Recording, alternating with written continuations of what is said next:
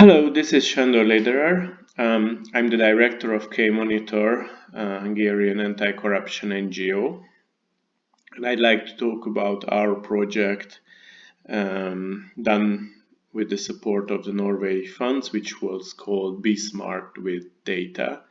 But before that, let me apologize for not being with you in Ljubljana.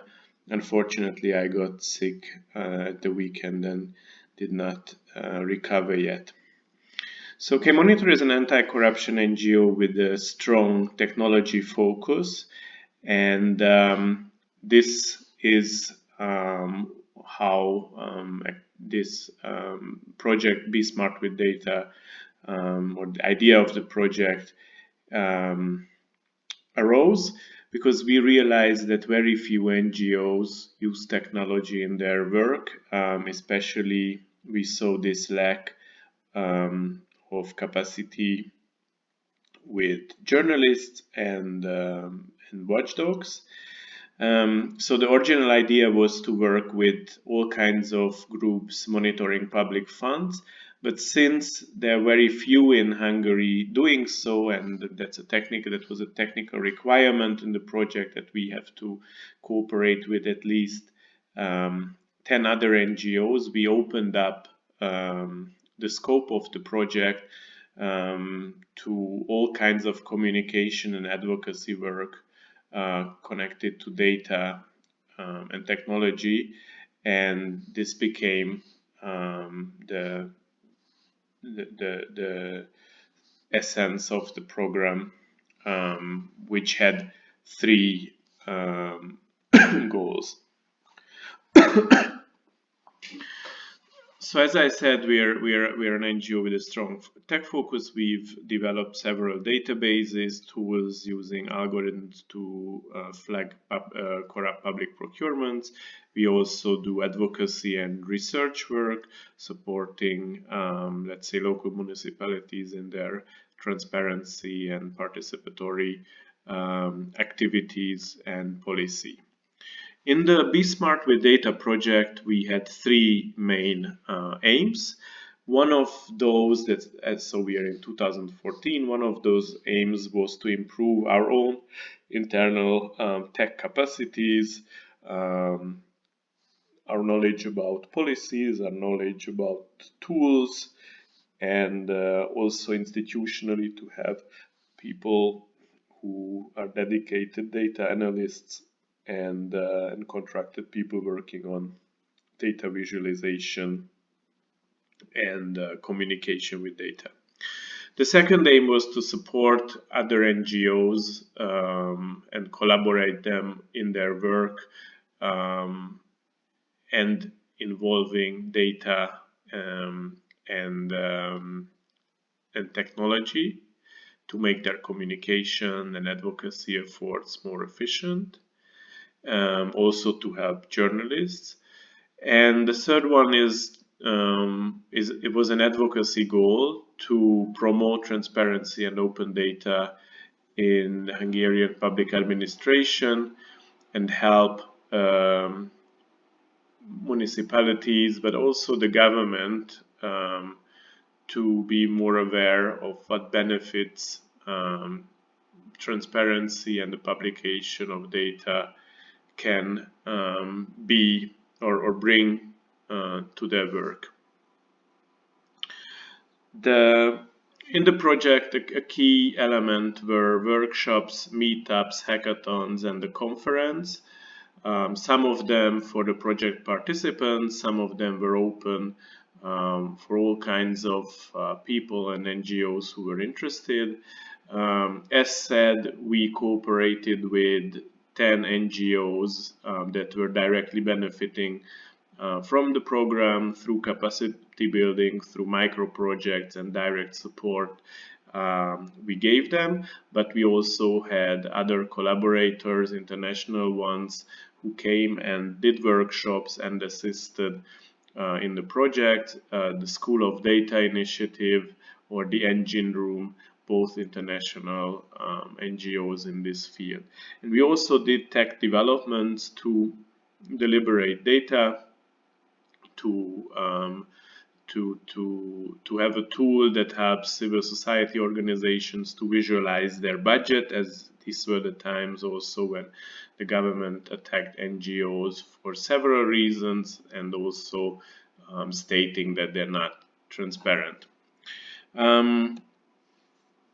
The aim of the workshops was to help NGOs where they needed support the most, of course connecting or in connection with data visualization and communication and data analysis. So when we started the project and when we were selecting the cooperation partners, we were doing a needs assessment and a capacity assessment, and according to that we decided on the topics we would work on. Some of the workshops were done by us, and for some we hired external experts and also supported organizations after the workshops in their work connecting to these topics. These were, some of them were very simple ones, like how to use Excel in your work. Others were connected to tools that help data visualization, mapping tools. We also did workshops on advocating through data and showed international best practices and organizations that had very successful data-based advocacy campaigns. We also did meetups regularly where all kinds of organizations in Hungary that were using data could showcase their work and explain and dive deep into stories and challenges they were working on. So this had also strong community building aim. And then we had data sprints, or more complex stories around data, which were connected to several events and also connected to the policy angle of the project. I think this very well symbolizes the complexity of the issue in one example. So the example goes as follows. We had parliamentary elections in Hungary in 2014, and candidates running for the elections needed to hand in sheets with the costs or with the spendings they had, because it was government money or state support that they were spending. So they had to account for that, and they submitted their reports to the National Treasury. So we requested data from the Treasury to be able to process it and show what candidates spent taxpayers' money on. But the Treasury refused to give us these data, so we sued them, and this took a bit of time, but we won this lawsuit and received, this is a screenshot from that, we received scanned documents that were really hard to process. So we decided to do a data sprint where many citizens, volunteers came, and with the help of a simple tool, all of these sheets,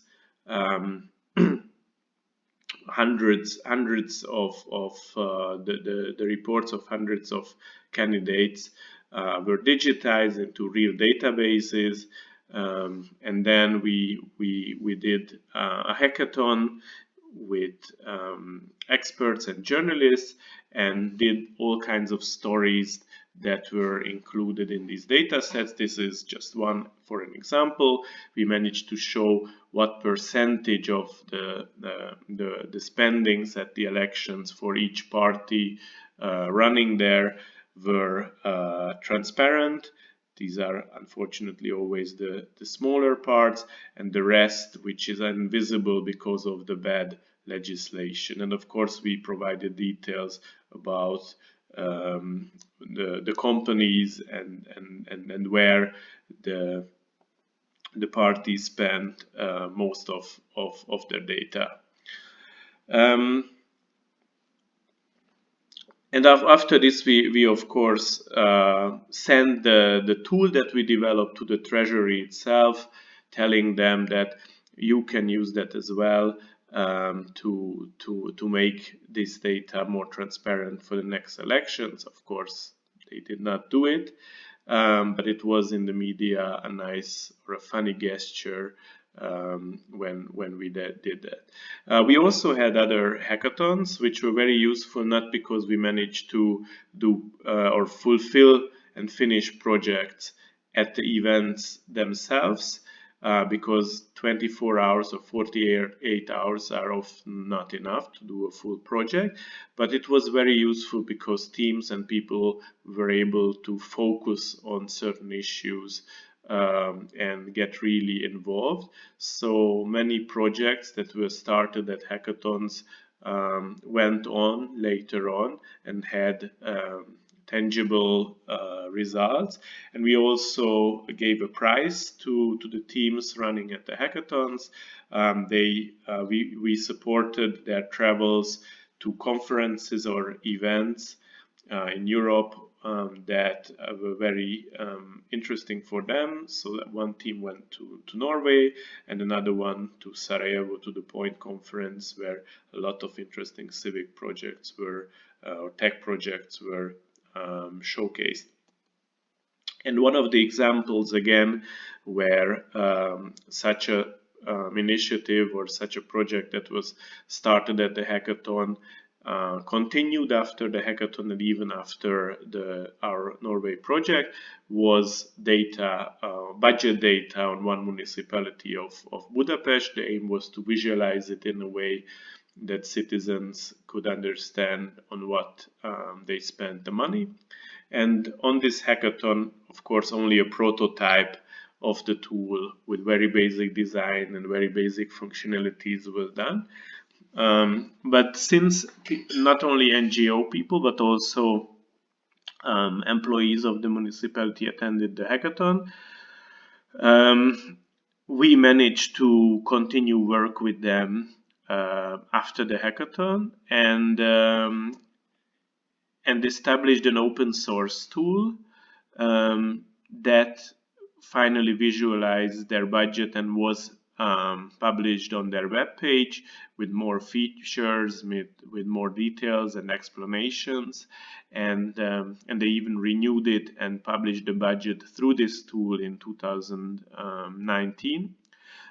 So we were very proud that we could connect volunteers, we could connect the municipality that was lacking, let's say, the capacities, especially knowledge and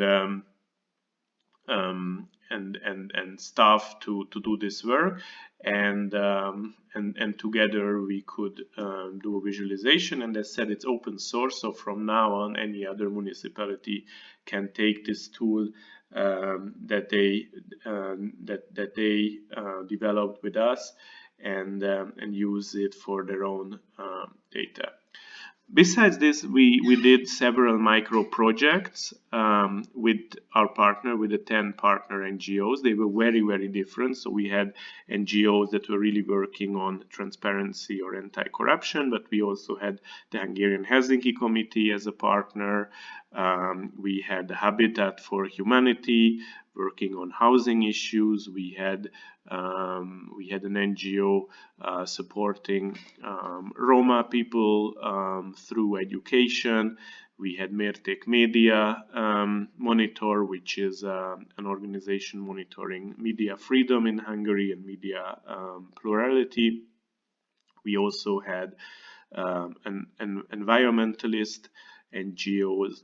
So it was a very, very colorful group. So we enjoyed also learning a lot from them and the topics they're working on.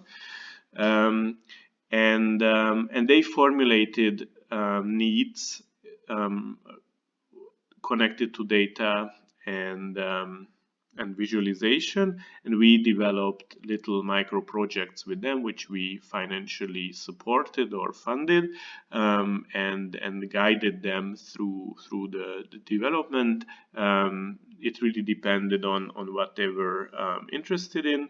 So let's say one NGO working on birth issue, maternity issue, they wanted to do a report on the state of art in Hungary, and there was a lot of data collected by the state and by the relevant institutions, but no one really analyzed it. So we requested data, we processed data, and we did very simple visualizations for them or with them for their report.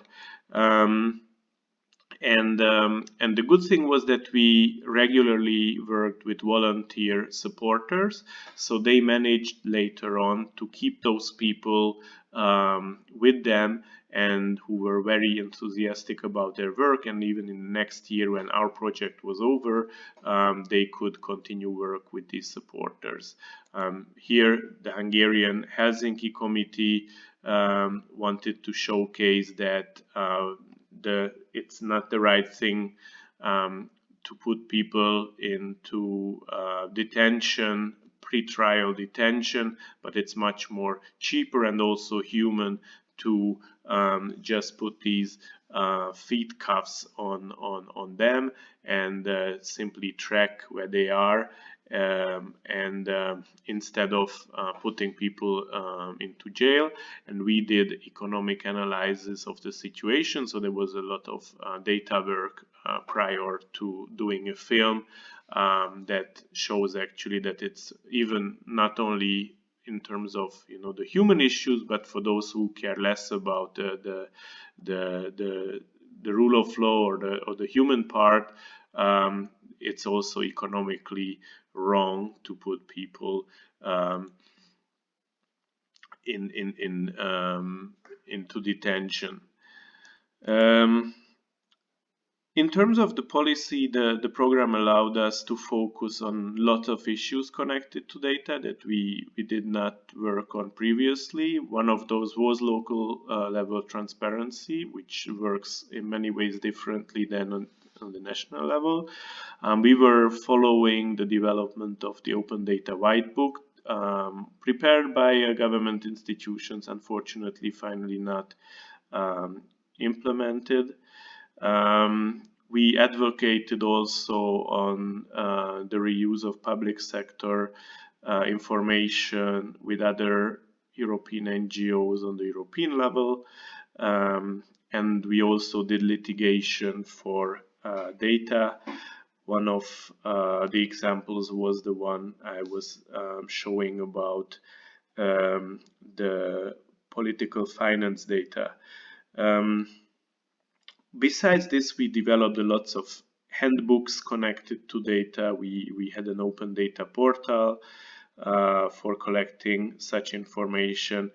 And as said, we also developed this tool that helps to visualize the budgets of NGOs in Hungary.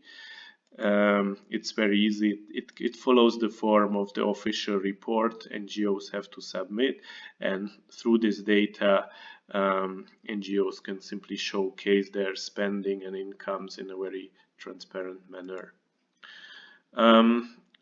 As the closing of the program, we managed to do a big conference in cooperation with the National Authority for Communication or Council for Info Communication, which was a big thing in a way that we managed to have let's say a government or a public body as a partner. That was already at the time when the Hungarian government was very offensive against NGOs. Here the importance or the aim was to bring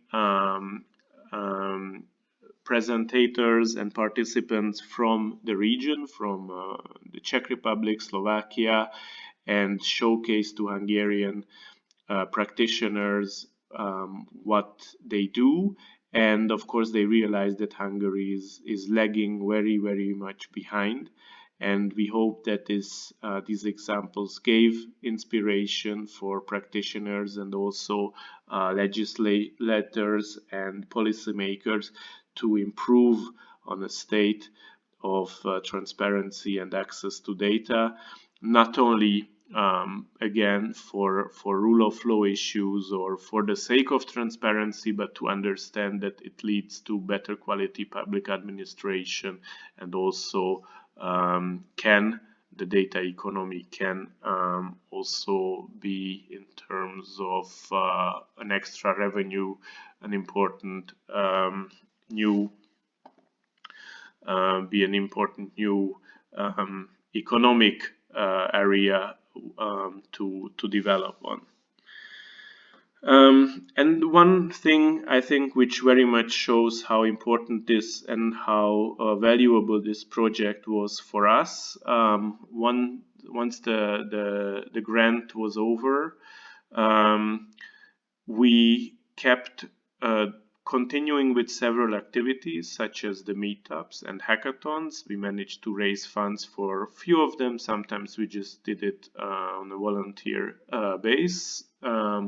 Also, we kept working on new projects with some of the partners that we've learned through the Be Smart with Data project. Even currently, we work on a project on gratitude payments in maternity care, and that NGO that was active on birth issues and maternity issues, they became our partner. So it had a very big value in terms of community building trust and common knowledge. But also the whole project idea remained an important topic for us. So we decided to launch Code for Hungary, an initiative that connects volunteer coders, designers with civil society actors who are in need of these capacities. Many elements of this concept were already tested and developed in the Be Smart with Data project. As I said, we had lots of volunteers supporting NGOs, and currently we're fundraising to have a coordinator who would be able to run the initiatives, because of course the big difficulty is always to do the matching of NGOs and the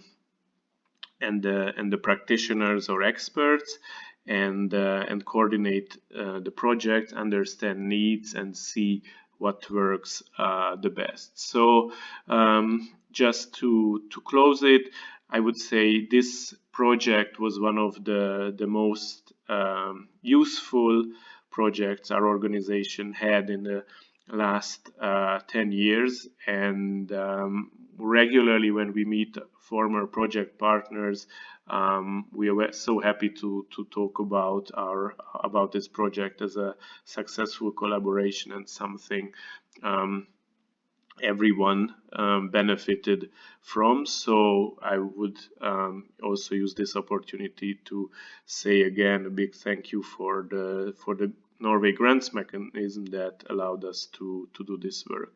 So that would it be in a nutshell. And of course, if you have any questions, please feel free to write me an email, and I'll definitely reply to you. Thank you, and have a great time in Ljubljana.